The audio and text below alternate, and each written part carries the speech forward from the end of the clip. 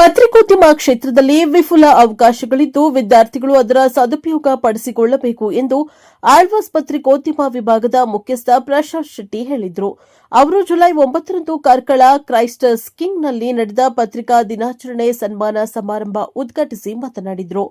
ವಿದ್ಯಾರ್ಥಿಗಳು ಪ್ರತಿನಿತ್ಯ ಪತ್ರಿಕೆಗಳನ್ನು ಓದುವ ಹವ್ಯಾಸ ರೂಢಿಸಿಕೊಳ್ಳಬೇಕು.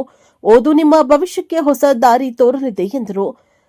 ಮಾಧ್ಯಮ ಕ್ಷೇತ್ರದ ಸೇವೆಯನ್ನ ಪರಿಗಣಿಸಿ ಕ್ರೈಸ್ಟ್ ಕಿಂಗ್ ಎಜುಕೇಷನ್ ಟ್ರಸ್ಟ್ ವತಿಯಿಂದ ನ್ಯೂಸ್ ಕಾರ್ಕಳ ವ್ಯವಸ್ಥಾಪಕ ನಿರ್ದೇಶಕ ರಾಮಚಂದ್ರ ಬಾರೆಪ್ಪಾಡಿ ಅವರನ್ನು ಸನ್ಮಾನಿಸಲಾಯಿತು. ಸನ್ಮಾನ ಸ್ವೀಕರಿಸಿ ಮಾತನಾಡಿದ ಅವರು, ಕಳೆದ ಹಲವಾರು ವರ್ಷಗಳಿಂದ ಕ್ರೈಸ್ಟ್ ಕಿಂಗ್ ಕಾಲೇಜಿನಲ್ಲಿ ಅರ್ಥಪೂರ್ಣವಾಗಿ ಪತ್ರಿಕಾ ದಿನಾಚರಣೆಯನ್ನು ಆಚರಿಸಿಕೊಂಡು ಬರಲಾಗುತ್ತಿದ್ದು, ವೈದ್ಯರು, ಶಿಕ್ಷಕರು, ಪತ್ರಕರ್ತರ ವೃತ್ತಿಯಲ್ಲಿ ಇಂದಿಗೂ ಸೇವೆಯನ್ನ ಕಾಣಬಹುದಾಗಿದೆ ಎಂದರು. ವಿದ್ಯಾರ್ಥಿಗಳು ಪ್ರಚಲಿತ ವಿದ್ಯಮಾನಗಳ ಕುರಿತು ಅರಿವು ಹೊಂದುವುದು ಅವಶ್ಯ. ಈ ನಿಟ್ಟಿನಲ್ಲಿ ವಿದ್ಯಾರ್ಥಿಗಳು ಎಳವೆಯಿಂದಲೇ ಓದಿನ ಹವ್ಯಾಸ ಬೆಳೆಸಿಕೊಳ್ಳಬೇಕು. ಓದು ಪರೀಕ್ಷೆಯ ಭಯವನ್ನ ದೂರಗೊಳಿಸಿ ಬದುಕಿನಲ್ಲಿ ಭರವಸೆ ತುಂಬಲಿದೆ ಎಂದ ಅವರು, ಎಸ್ಎಸ್ಎಲ್ಸಿ, ಪಿಯುಸಿ ಫಲಿತಾಂಶದಲ್ಲಿ ಸತತವಾಗಿ 100% ಫಲಿತಾಂಶ ದಾಖಲಿಸುವ ಕಾರ್ಕಳದ ಕ್ರೈಸ್ಟ್ ಕಿಂಗ್ನ ಶೈಕ್ಷಣಿಕ ಸಾಧನೆ ಹೀಗೆ ಮುಂದುವರಿಯಲಿ ಎಂದು ತಿಳಿಸಿದರು. ಕರ್ನಾಟಕ ಮಾಧ್ಯಮ ಪತ್ರಕರ್ತರ ಸಂಘದ ರಾಜ್ಯ ಪ್ರಧಾನ ಕಾರ್ಯದರ್ಶಿ ಹಾಗೂ ಮಾಧ್ಯಮ ಬಿಂಬ ಪತ್ರಿಕೆಯ ಸಂಪಾದಕ ವಸಂತ್ ಕುಮಾರ್ ಮಾತನಾಡಿ, ಸಮಾಜವನ್ನು ಜಾಗೃತಗೊಳಿಸುವ ಪತ್ರಕರ್ತರು ಸದಾ ಎಚ್ಚರಿಕೆಯಿಂದ ಇರಬೇಕು ಎಂದರು. ಕಾರ್ಕಳ ಕಾರ್ಯನಿರತ ಪತ್ರಕರ್ತರ ಸಂಘದ ಅಧ್ಯಕ್ಷ ಮೊಹಮ್ಮದ್ ಶರೀಫ್ ಮಾತನಾಡಿ, ಯುವಜನತೆ ಸುದ್ದಿ ಮಾಧ್ಯಮ ಪತ್ರಿಕೋದ್ಯಮಗಳ ಕಡೆ ಆಕರ್ಷಿತರಾಗಬೇಕು. ಪತ್ರಿಕೋದ್ಯಮ ಎನ್ನುವುದು ಅಪಾರ ಜೀವನಾನುಭವ ನೀಡುವ ಕ್ಷೇತ್ರವಾಗಿದೆ ಎಂದರು. ಅಧ್ಯಕ್ಷತೆ ವಹಿಸಿದ್ದ ಕ್ರೈಸ್ಟ್ ಕಿಂಗ್ ಎಜುಕೇಷನ್ ಟ್ರಸ್ಟ್ ಸದಸ್ಯ ಡಾ ಪೀಟರ್ ಫರ್ನಾಂಡಿಸ್ ಮಾತನಾಡಿ, ಸಮಾಜದಲ್ಲಿ ಧ್ವನಿ ಇಲ್ಲದವರ ಧ್ವನಿ ಆಗಿರುವ ಪತ್ರಕರ್ತರಿಗೆ ಹೆಚ್ಚಿನ ಗೌರವವಿದೆ. ಪತ್ರಕರ್ತರು ಸಮಾಜದ ತಪ್ಪು ಒಪ್ಪುಗಳನ್ನು ತಿದ್ದುವ ಮೂಲಕ ಸುಸ್ಥಿರ ಸಮಾಜ ನಿರ್ಮಿಸಲು ಪ್ರಯತ್ನಿಸುತ್ತಿದ್ದು, ಇಂಥವರು ನಿಜವಾಗಿಯೂ ಅಭಿನಂದನಾರ್ಹರು ಎಂದರು. ಪತ್ರಕರ್ತರು, ವರದಿಗಾರರು, ಛಾಯಾಗ್ರಾಹಕರನ್ನ ನೆನಪಿನ ಕಾಣಿಕೆ ನೀಡಿ ಗೌರವಿಸಲಾಯಿತು. ಸಂಸ್ಥೆಯ ಪ್ರಾಚಾರ್ಯ ಲಕ್ಷ್ಮೀನಾರಾಯಣ ಕಾಮತ್ ಅವರು ಪ್ರಸ್ತಾವನೆ ಕೈದರು. ಉಪಪ್ರಾಚಾರ್ಯ ಡಾ ಪ್ರಕಾಶ್ ಭಟ್, ಪ್ರೌಢಶಾಲಾ ಮುಖ್ಯ ಶಿಕ್ಷಕಿ ಶ್ರೀಮತಿ ಜ್ಯೋತ್ಸ್ನಾ ಸ್ನೇಹಲತಾ, ಪ್ರಾಥಮಿಕ ಶಾಲಾ ಮುಖ್ಯ ಶಿಕ್ಷಕ ಐ ಕ್ರಿಸ್ಟೋಫರ್ ಕೋಟ್ಯಾನ್ ವೇದಿಕೆಯಲ್ಲಿ ಉಪಸ್ಥಿತರಿದ್ದರು. ಸಂಸ್ಥೆಯ ವಾಣಿಜ್ಯ ಶಾಸ್ತ್ರ ಉಪನ್ಯಾಸಕ ದೀಪಕ್ ಸ್ವಾಗತಿಸಿ, ಕನ್ನಡ ಉಪನ್ಯಾಸಕ ಉಮೇಶ್ ಬೆಳ್ಳಿಪಾಡಿ ಕಾರ್ಯಕ್ರಮ ನಿರೂಪಿಸಿ ವಂದಿಸಿದರು. Bureau report, Praja power TV, Karkala.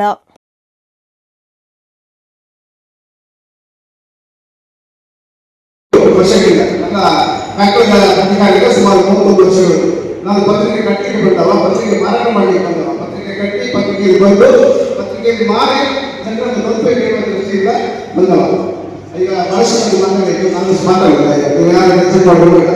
ನಾನು ಆಗ ಸರಿ ಹೇಳಿದ್ರು, ಹೀಗೆ ಮಾಡಿದ್ರೆ ಯಾಕಂದ್ರೆ ಬರ್ತಾಯಿತ್ತು ಹೀಗಾಯಿತು ಎಲ್ಲರೂ ವಯಸ್ಸುಗಳು ಮೊಬೈಲ್ ಕೊಟ್ಟರು, ಅದೇ ಕೆಳಗೆ ಹೋಗಿದ್ದೆ, ಬಡ್ಡಿಗೆ ಮೊಬೈಲ್ ಇಲ್ಲ. ಹಾಗಾಗಿ ನಾವು ಸ್ವಲ್ಪ ಸೇಫ್ ಆಗಬೇಕು, ಯಾಕಂದ್ರೆ ನಮ್ಮನ್ನು ನೋಡಬೇಕು. ಅದು ನಮ್ಮ ಕಾಲ ಹಾಗೇನಿಲ್ಲ. ನಮ್ಮೆಲ್ಲ ಸರ್ಕಾರಿ ಶಾಲೆ, ಸರ್ಕಾರಿ ಕಾಲೇಜು, ಮೈಸೂರು ಇಲ್ಲಿ ಪಾಠ ಮಾಡೋದು, ನಾವು ಅದನ್ನು ಹಿಂಗೆ ಮಾಡೋದು. ಅದಕ್ಕೆ ಒಂದು ಡಸ್ಟರ್ ಟಾಪ್ ಬಿಡ್ತಾರೆ, ಅಲ್ಲಿ ಬರೋದು, ಬರೀ ಡಸ್ಟರ್ ತಗೊಂಡ್ಬರ್ಬೇಕು.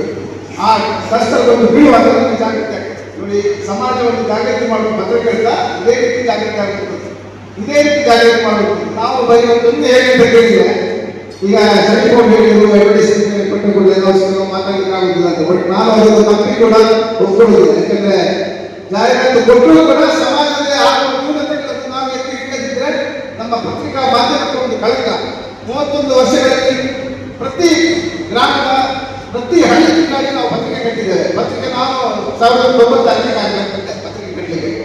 ಹಾಗೆ ಯಾರು ಕೂಡ ಪತ್ರಿಕೆ ಬೇಡ ಇತ್ತು. ಈಗ ನೋಡಿ, ನೀವು ಹೇಳ್ತೀರಿ, ಈಗ ಬಹಳಷ್ಟು ಮಂದಿ ಇಂಗ್ಲಿಷ್ ಮಾಧ್ಯಮ, ಆಂಗ್ಲ ಮಾಧ್ಯಮ ಶಾಲೆ ಇರ್ತೀವಿ. ಆದರೂ ಕರ್ನಾಟಕದಲ್ಲಿ ಕನ್ನಡ ಮಾಧ್ಯಮ ಪತ್ರಿಕೆಗಳೇ ನಂಬರ್ 1. ಇಂಗ್ಲಿಷ್ ಮಾಧ್ಯಮ ಪತ್ರಿಕೆಗಳು ಎಲ್ಲೂ ಕೂಡ ನಂಬರ್ 1 ಇಲ್ಲ, ಕನ್ನಡ ಮಾಧ್ಯಮ ಪತ್ರಿಕೆಗಳೇ ನಂಬರ್ 1. ಯಾಕೆ ನಂಬರ್ 1 ಆಗ್ತಿದೆ? ಆಂಗ್ಲ ಮಾಧ್ಯಮ ಶಾಲೆ ಓದುವುದಿಲ್ವಾ? ಓದ್ತಾರೆ, ಆದರೆ ಓದಿಸುವ ಒಂದು ಆಸೆ ಬರಬೇಕು, ಓದಿಸುವ ಪ್ರೇರೇಪಣೆ ಬರಬೇಕು, ಪ್ರೇರಣೆ ಬರಬೇಕು. ಹಾಗಾಗಿ ಮಾತ್ರ ಅವರು ಓದಲಿಕ್ಕೆ ಆಗುತ್ತದೆ. ಕನ್ನಡ ಮಾಧ್ಯಮ ನೋಡಿ, ನಾವು ಈಗ ಬಹಳಷ್ಟು ಮಂದಿಗೆ ಪತ್ರಕರ್ತರಾಗಲಿಕ್ಕೆ ಆಸಕ್ತಿ ಇದೆ. ಈಗ ಬಹಳಷ್ಟು ಮಂದಿ ವಿದ್ಯಾರ್ಥಿಗಳು ನಮಗೆ ಇಂಟರ್ನ್ಶಿಪ್ಗೆ ಬರ್ತಾರೆ. ಶಾಲೆ ಬಹಳಷ್ಟು ಮಂದಿ ವಿದ್ಯಾರ್ಥಿ ಪ್ರತಿ ವರ್ಷ ಬರ್ತಾರೆ, ಬಂದುಕೊಂಡು ಒಂದು ತಿಂಗಳು ಇದ್ದುಕೊಂಡು ಪ್ರಾಕ್ಟಿಕಲ್ ಆಗಿ ಹೋಗ್ತಾರೆ. ನಾನು ಅವರನ್ನು ಕೆಲವರನ್ನು ಭೇಟಿ ಕರ್ಕೊಂಡು ಹೋಗ್ತೇನೆ. ಆದರೆ ಒಂದು ಸಲ ನನ್ನ ಭೇಟಿ ಮೊದಲು 2 ಸಲ ಬರಲಿಕ್ಕೆ ಕೇಳುವುದಿಲ್ಲ. ಯಾಕಂದ್ರೆ ಆ ಫೀಲ್ಡ್ ಹೇಳೋದು ಹಾಗೆ. ನೀವು ಒಂದು ಸಲ ಕ್ಷೇತ್ರ ಭೇಟಿಗೆ ಹೋದಾಗ ಒಂದು ತಿಳ್ಕೊಳ್ಳಿ, ನೀವು ಪತ್ರಿಕಾರಂಗಕ್ಕೆ ಬಂದಾಗ ಒಂದ ಕಚೇರಿಯನ್ನು ಒಂದು ಆಯ್ಕೆ ಮಾಡ್ಕೋಬೇಕು. ಡೆಸ್ಕ್ ಅಲ್ಲಿ ಕೂತ್ಕೊಳ್ಳುವಂಥದ್ದು, ಡೆಸ್ಕ್ ಅಲ್ಲಿ ಬರೆಯುವಂಥದ್ದು, ಡೆಸ್ಕ್ ಅಲ್ಲಿ ಟೈಪ್ ಮಾಡುವಂಥದ್ದು, ಕಂಪ್ಯೂಟರ್ ಕೆಲಸ ಮಾಡುವಂಥದ್ದು, ಅದೆಲ್ಲ ಫೀಲ್ಡ್ ಅನ್ನು ಆಯ್ಕೆ ಮಾಡಬೇಕು. ಫೀಲ್ಡ್ ಅಲ್ಲಿ ಆಯ್ಕೆ ಮಾಡುವಾಗ ಒಂದು ನಿಮಗೆ ಅನುಭವ ಸಿಗ್ತದೆ, ಜೊತೆಗೆ ಅದು ಅಷ್ಟೇ ಡೇಂಜರ್. ಹೇಗೆ ಡೇಂಜರ್ ಅಂತ ಹೇಳಿದ್ರೆ, ನೀವು ಹೋಗುವಾಗ ಒಂದ ಅಪರಾಧ ಕೃತ್ಯ, ಒಂದ ಕೊಲೆ ಕೃತ್ಯ ಆಗುವಂಥದ್ದು, ಅಥವಾ ರಾಜಕೀಯ ರಂಗ, ಈ ಎರಡು ಕ್ಷೇತ್ರಗಳಲ್ಲಿ ನಾವು ವರದಿ ಮಾಡುವಾಗ ನೀವು ಜಾಗ್ರತೆಯಾಗಿ ಇಟ್ಕೊಳ್ಬೇಕಾಗಿದೆ. ಯಾಕಂದ್ರೆ ನೀವು ಯಾವಾಗ ತಪ್ಪಿರಿ, ಒಂದು ಕೊನೆಯ ತನಿಖಾ ವರದಿ ಯಾವಾಗ ಪೊಲೀಸರು ತನಿಖೆ ಮಾಡ್ತಿರ್ತಾರೆ, ಬಹಳಷ್ಟು ಕಡೆ ಕಟ್ಟುಕಟ್ಟ ಮಾಡಿದ ವರದಿಯೇ ಸತ್ಯ ಆಗುತ್ತಿದೆ. ಯಾಕಂದ್ರೆ ನೀವು ಕೊಡುವಂತ ಏನು ಆ ಬರಹಗಳಿಗೆ ಅದೇ ರೀತಿಯ ಜಡ್ಜ್ಮೆಂಟ್ ರೀತಿಯಲ್ಲಿ ಇರ್ತದೆ.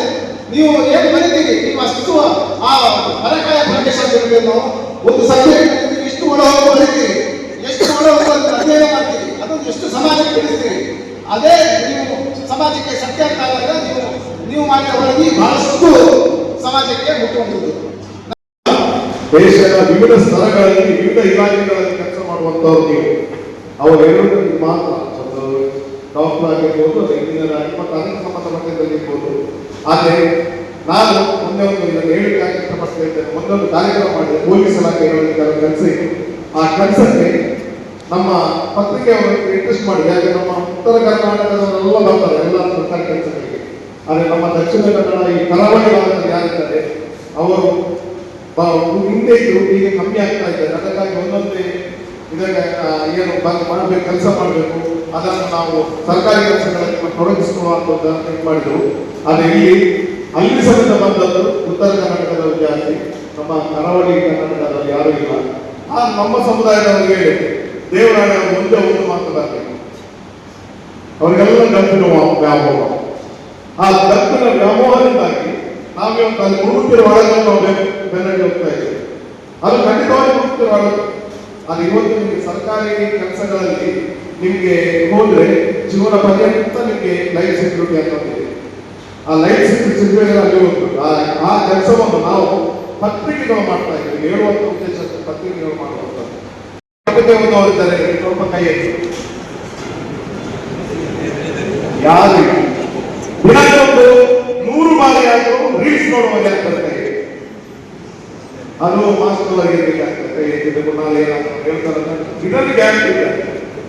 ಹಾಗೆ ಪತ್ರಿಕೆ ಓದ್ಬೇಕು. ಯಾಕೆ ಮಕ್ಕಳು ಹೇಳಿದ್ರೆ, ನಾವು ಬಂದಿದ್ದೇವಲ್ಲ, ನಿಮಗೆ ನಾಳೆ ಜೀವನದ ಪ್ರತಿಯೊಂದು ಹಂತದಲ್ಲಿ ಒಂದೊಂದು ಸಾಧನೆಗಳನ್ನು ಮಾಡುವ, ಒಂದೊಂದು ಕೆಲಸಕ್ಕೆ ಹೋಗುವುದು ನಿಮ್ಮನ್ನು ಪತ್ರಿಕೆಗಳು ಎಚ್ಚರಿಸ್ತಾ ಇರ್ತವೆ. ಹಾಗೆ ನಿಮಗೆ ಅಷ್ಟೇ ಜ್ಞಾನವನ್ನು ಕೊಡ್ತಾ ಇರ್ತವೆ. ನೀವು ಕೇವಲ ಈ ಪಾಠದಲ್ಲಿ ಕಲಿತೀರಿ, ನಾಳೆ IAS IPS ಹಾಕೋದಾದ್ರು ಕೇವಲ ಸ್ವಲ್ಪ ಮಟ್ಟಿಗೆ ಬರುವುದು, ಅದೆಲ್ಲ ಬರುವಂತಹ ಜನರು ಮಾತುಗಳು ನಾನು ಕೇಳ್ತಾ ಇರುವಂಥದ್ದು.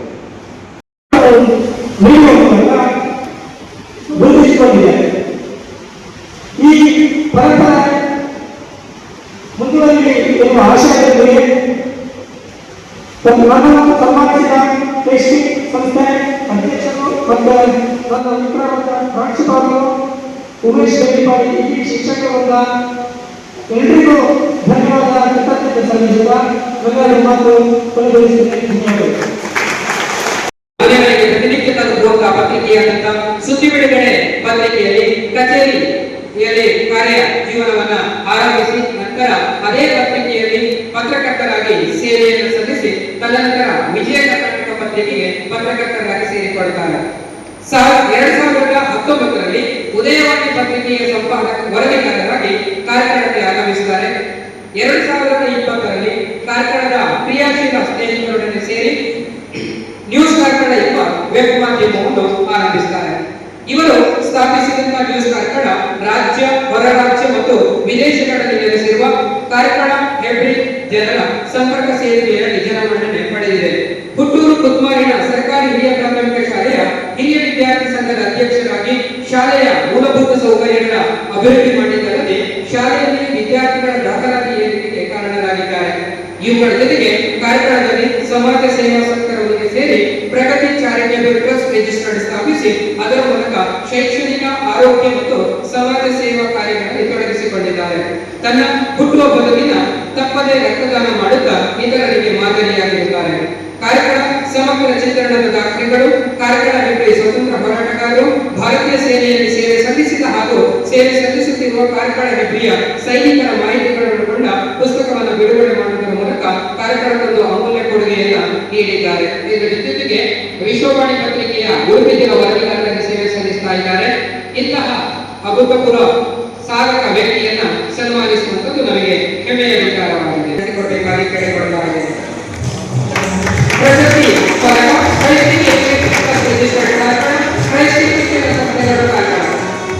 ರಾಮಚಂದ್ರ ಬೈಪಾಡಿ ಅವರಿಗೆ ಗೌರವ ಚಿತ್ರ ಅರ್ಪಿಸುವ ಸನ್ಮಾನ ಮಂತ್ರ.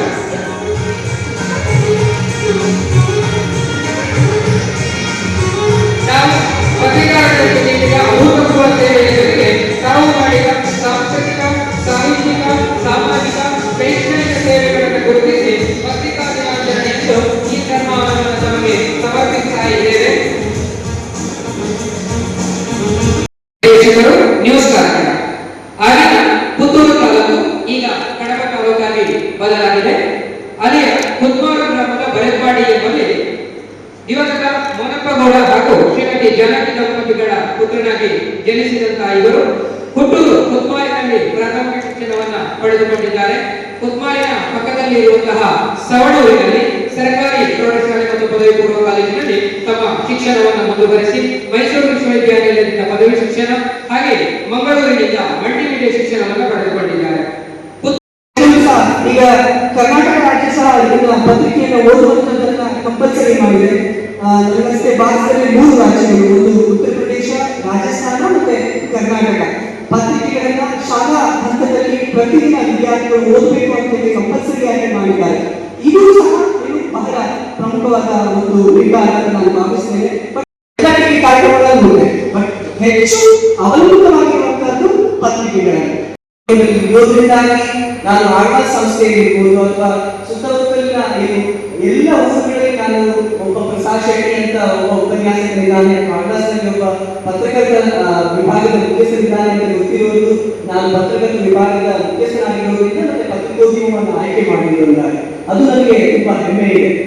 ಮೊದಲಿಗೆ ನಾವು ಯಾಕೆ ಜುಲೈ 1 ಪತ್ರಿಕಾ ದಿನಾಚರಣೆ ಆಚರಿಸ್ತೇವೆ ಅಂತ ನನಗೆ ನಾವು ಕೆಲವು ವರ್ಷಗಳ ಹಿಂದೆ ಮಂಗಳೂರಿನಲ್ಲಿರುವಂತಹ ಬಾಸಲ್ ಮಿಷನ್ಗೆ ನಾವು ಭೇಟಿ ಕೊಟ್ಟಿದ್ವಿ.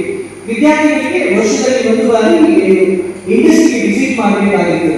ಆ ಹಿನ್ನೆಲೆಯಲ್ಲಿ ಆಳ್ವಾಸ್ ಪತ್ರಿಕೋದ್ಯಮ ವಿಭಾಗದಿಂದ ನಾವು ಮಂಗಳೂರಿನ ಬಾಸಲ್ ಮಿಷನ್ಗೆ ಹೋಗಬೇಕು ಅನ್ನುವ ಒಂದು ಯೋಜನೆಯನ್ನು ಹಾಕೊಂಡ್ವಿ. ಅಲ್ಲಿ ತನಕ ನನಗೆ ಮಂಗಳೂರಿನ ಬಾಸಲ್ ಮಿಷನ್ ಬಗ್ಗೆ ನನ್ನ ಪುಸ್ತಕದಲ್ಲಿ ಓದುವ ಬಗ್ಗೆ ಗೊತ್ತು ಬಿಟ್ಟರೆ ಅದರ ಕೊಡುಗೆಗಳ ಬಗ್ಗೆ ನನಗೆ ಅಲ್ಲಿ ತನಕ ಗೊತ್ತಿರಲಿಲ್ಲ. ಯಾವತ್ತು ನಾನು ಬಾಸಲ್ ಮಿಷನ್ಗೆ ನಾನು ಮೊದಲಿಗೆ ಭೇಟಿ ಕೊಟ್ಟು ನನಗೆ ಯಾವತ್ತು ಅನಿಸಿದ್ದು, ನಾವು ಪ್ರತಿದಿನ ಎಸ್ಪೆಷಲಿ ನಮ್ಮ ಕೋಸ್ಟಲ್ ಕರ್ನಾಟಕದಲ್ಲಿ ಎಲ್ಲರೂ ಹರ್ಮನ್ ಮೊಗ್ಲಿಂಗನ್ನ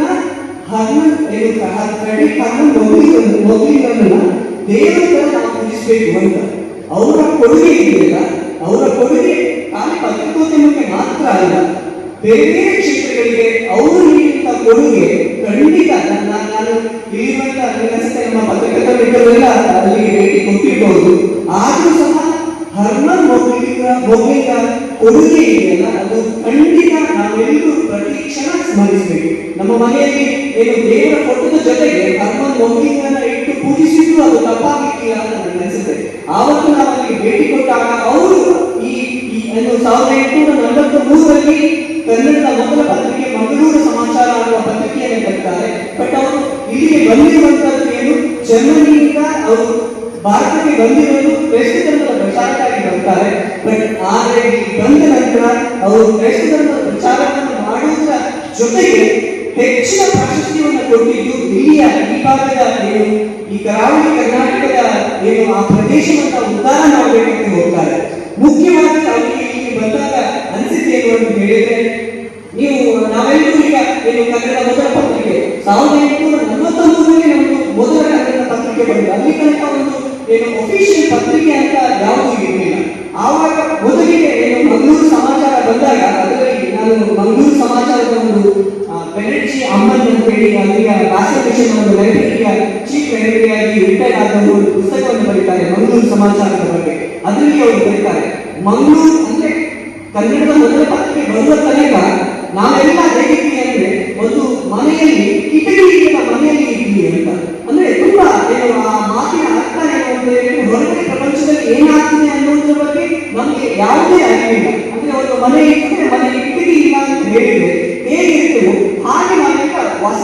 ನಿಯಂತ್ರಣೆಯಲ್ಲಿ ಉಲ್ಲೇಖ ಬರುತ್ತೆ.